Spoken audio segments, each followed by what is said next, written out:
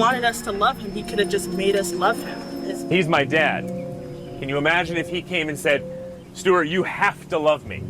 You have to listen to everything I say, and you must love me. And you must come out here and act as crazy as I do doing this kind of thing together. No, I act crazier than he does, and that's not because he makes me. It's my own free choice.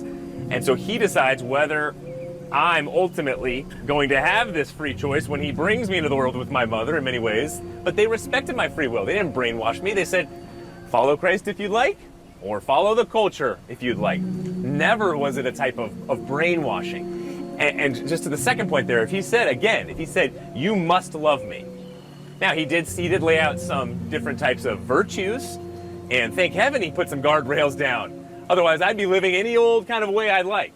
So he put guidelines down, just like God did, God the Father did, and I'm either going to respect that and live into the fabric of the universe and live a flourishing type of life, or it's going to be my own personal autonomy and freedom, and I just decide whatever I want. And oh, by the way, I'm going to become a very anxious person if I do that.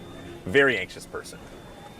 So he wanted to share, and this point on worship. Look, since you brought up a good story that I liked, I'll try and bring up one that's the lesser. But when it comes to, say, a mother had two different sons, and this mother, they were both adopted kids, and she worked her fingers to the bone to get them through college.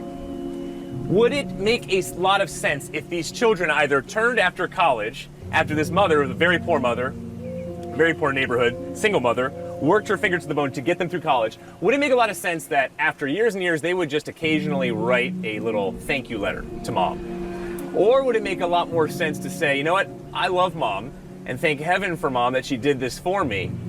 I'm going to visit her a little bit more, even in person, rather than an occasional love letter. All right, well, that's a form of great gratitude. Great gratitude to mom. So it would make a lot of sense if God the Creator created us in that kind of way, sacrificed so much through his son dying on the cross for us. A form of worship and gratitude makes a lot of sense for us to do so. And we're all going to worship something on this planet. And if it's something finite, it's going to eat you alive. It'll crush you.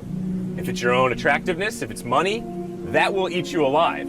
But if it's something like the God of the universe outside of space and time, who you cannot lose, well, now all of a sudden that worship is going to fit, and it's going to help you a lot.